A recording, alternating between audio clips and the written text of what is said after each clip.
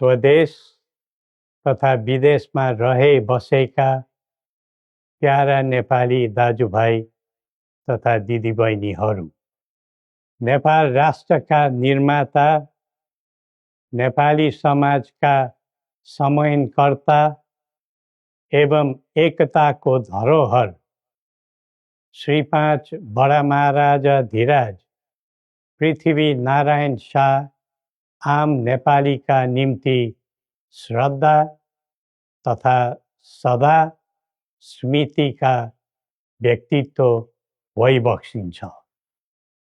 मौसुफको 304औं जन्म जयन्ती तथा राष्ट्रिय एकता दिवसका उपलक्ष्यमा हामी उहाँलाई नमन गर्दै श्रद्धा सुमन अर्पण गर्दछौँ। जस्तोसुकै शक्तिसँग पनि सङ्घर्ष गरेर राष्ट्र एकीकरणमा सबै जात, सबै धर्म र सबै क्षेत्रका नेपालीको सक्रिय, सबल र सफल नेतृत्व गरेको शाहवंशीय राज संस्थाको इतिहास सबैका सामु छर्लङ्ग छ। नेपाली जनताको खुसी र समृद्धिलाई नै आफ्नो रुचि ठान्ने शाहवंशीय परम्परा रहँदै आएको छ। बडा महाराज धीराजको मार्ग निर्देशनको परिधिमा रही हामीले नेपाली जनको एकता र वृद्धिमा जोड दिँदै आएका थियौँ र छौँ। तर कालान्तरमा कतैबाट उत्पन्न अवाञ्छित भ्रमको चपेटामा देश पर्यो। झन्डै 2 दशक अघि शान्ति ल्याउँछौँ र आर्थिक प्रगतितर्फ देशलाई लैजान्छौँ र स्थायित्व दिन्छौँ भनेर सत्तामा पुगेका दलहरूको चाहना अनुसार हामीले श्री 5 र राजदण्ड जनताको नासो जनताकै सुरक्षित संरक्षणमा बुझाइ सहयोगी नियतका साथ राजकाजबाट बाहिरै रहेको सर्वविदितै छ। यो दायित्वबाट पलायन वा निषेधित राजनीतिका निम्ति कमजोरीको अनुमोदन थिएन, न त यो भावना आम जनतामा नै थियो। नारायणहिटी राजदरबारबाट हामी बाहिरिएको करिब 2 दशक बित्दा पनि देशले सामना गरिरहनु परेको सङ्कटले हामीलाई चिन्तित तुल्याएको छ। हिजो देश नबनेकोमा चिन्ता थियो, आज देश नै नबच्ने हो कि भन्ने निराशा पैदा भएको छ। बडा महाराज धीराजबाट 22 वर्षको युवा अवस्थामै सुरु गरिबक्सेको एकीकरणको सफलता पछि आधुनिक नेपाललाई 4 वर्ण 36 जातको साझा फुलबारीको रूपमा चित्रण गरिबक्सेको थियो। यो मुलुक राजाको मात्र होइन, जनता र राजाको समान स्वामित्वको देश हो भन्ने सन्देश पनि दिइबक्सेको थियो। भाषण अनि जादु वा चमत्कारले यो देश बनेको होइन र बन्दैन पनि। सबै जात, धर्म र क्षेत्रका नेपालीको साझा प्रतिनिधिका रूपमा काम गरेको राज संस्था जनताले सुम्पेको जिम्मेवारीबाट विमुख हुनै सक्दैन। सबै नेपालीले यो कर्तव्यबोध गरी पृथ्वी पथमा लाग्नु पर्दछ भन्ने हाम्रो धारणा र आह्वान पनि छ।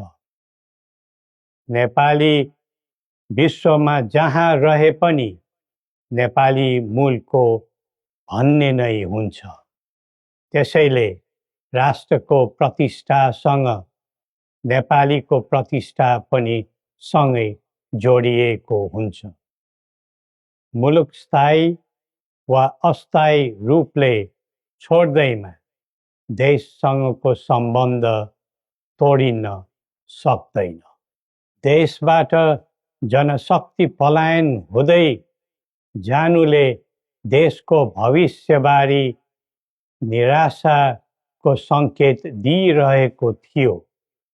अब पुँजी र पुँजीपतिहरू तथा कर्मवीर उद्यमीहरूको समेत पलायन हुनु थालेको छ। यो क्रमलाई तत्काल निरुत्साहित र नियन्त्रण गर्न सकिएन भने मुलुक असफलताको सङ्घारमा पुग्न सक्ने सम्भावनालाई लिएर हामी आहत भएका छौँ। बरामारा धिराजबाट स्वदेशको पुँजी पलायनमा रोक लगाउनु पर्ने पक्षलाई महत्त्वका साथ जोड दिबक्सी जनता सक्षम र बलिया भए मात्र देश बलियो हुन्छ भनी दिव्य उपदेशमा उल्लेख गरिबक्सेको छ।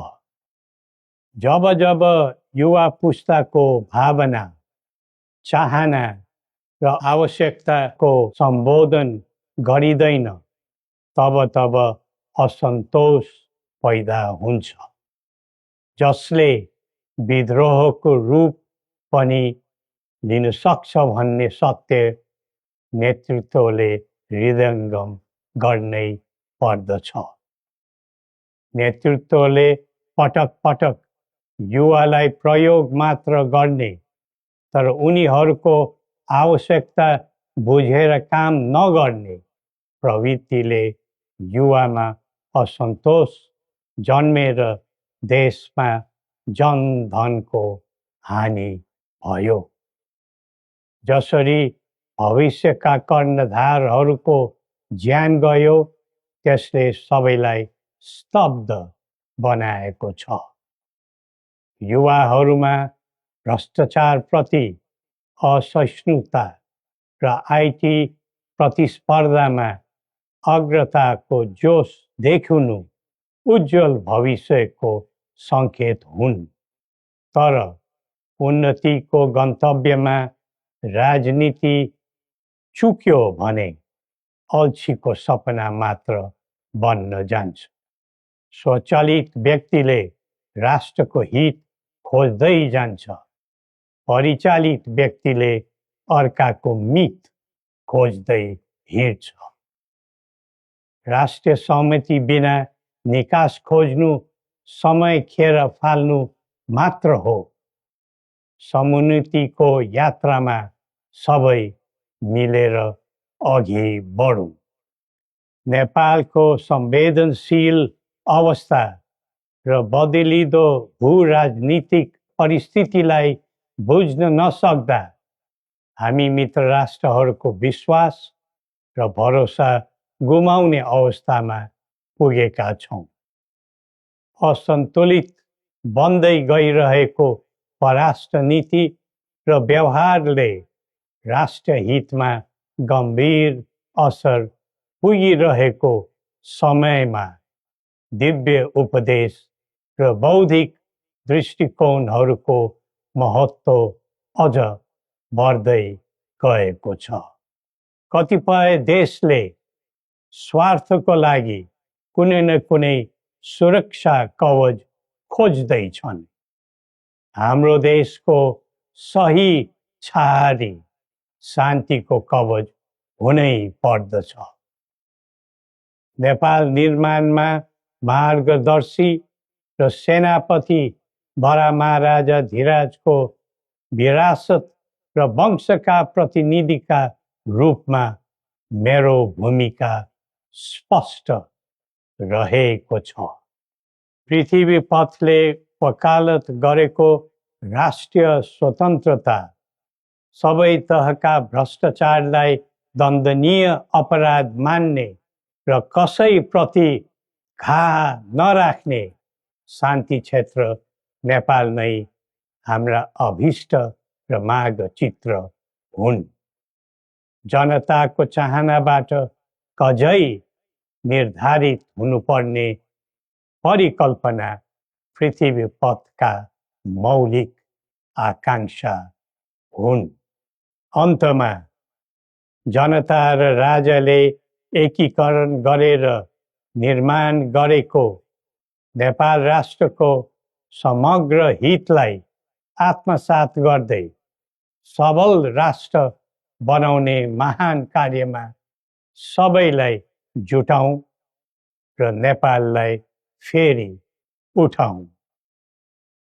श्री गोरखनाथले हामी सबैलाई सत् बुद्धि दिउन्। जय नेपाल।